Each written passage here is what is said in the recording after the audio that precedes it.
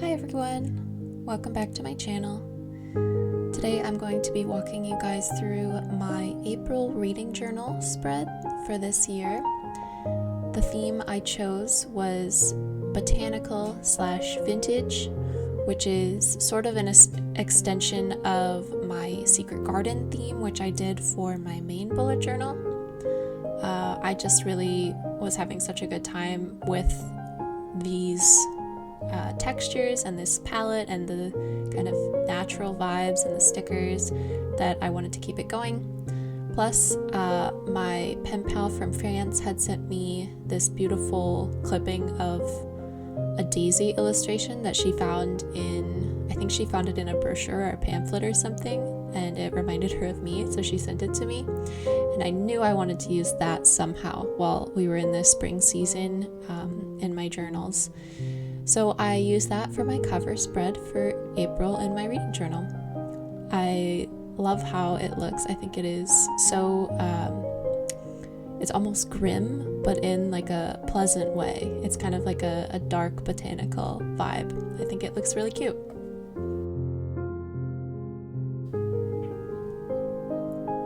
Some of the books on my TBR this month are The Blue Castle,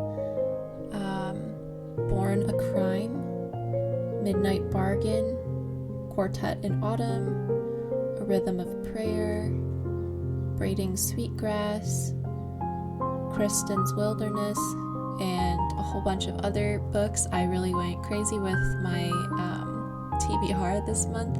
I'm not sure why, I wanted to read all these books and I just couldn't bring myself to narrow anything off the list. So we'll see how far I actually make it along this list.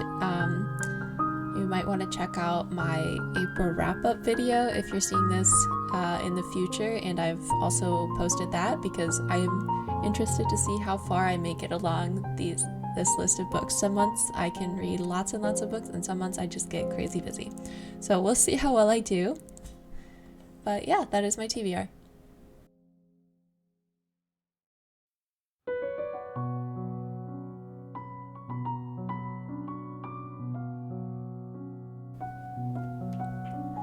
This next spread is the last spread for my reading journal setup. I typically only do 2 spreads in these videos, one for the cover page and the TBR, and then one for kind of the stats, which includes character of the month, favorite quote of the month, favorite book I read that month. So I really went kind of off the beaten path, so to speak, with this. I wasn't exactly sure how I wanted to do it. I knew I wanted to use another one of these sheets of paper that was kind of interesting looking, that had the daisies.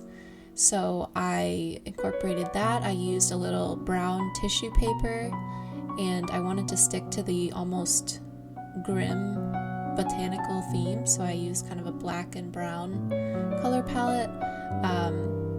I really went all over the place in terms of what I wanted and what I left in, so I changed my mind quite a lot on this spread, but I left the whole process in because sometimes bullet journaling can look really inaccessible, or you'll see an amazing looking spread and it's like, how did they get to that? How did they decide what to put there and what to draw and what to leave out and what to include? And it can be really mystifying if you're new and you don't know why they made the decisions that they did. And it can be really discouraging if you feel like nobody else ever has a spread that they don't love. And I'll be honest, I don't love this spread. I don't love this second spread for April in my reading journal.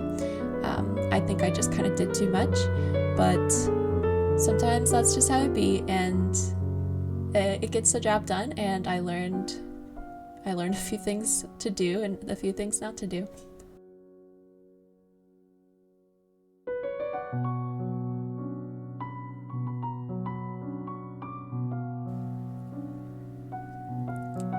This is the definition of me doing too much to try and salvage what I am seeing are bad decisions. So I really do think the cover page would have been better if I had left it alone and not drawn the line around the TBR. But you will see I cannot leave well enough alone. I do draw the line around the TBR. I start adding stamps, I start adding paper, I start adding stickers.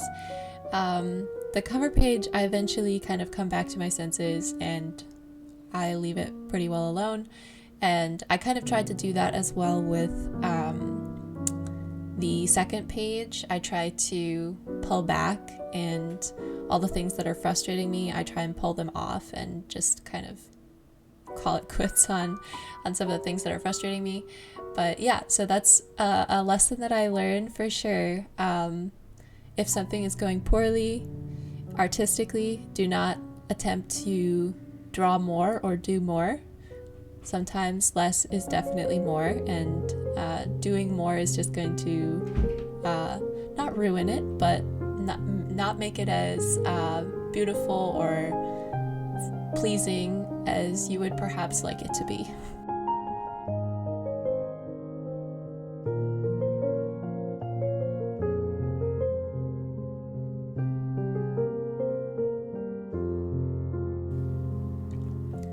So that is my setup for my April reading journal spreads. Be sure and come back when I post my April wrap-up to see how well I did on reading this month. If you learned something, feel free to comment in the comment section on what you learned from this video. Learn from my mistakes. I'm just kidding. I don't think it's that bad, but definitely less is more. I'd say that is the lesson that I learned today. Thank you guys so much for watching, and I will see you next time.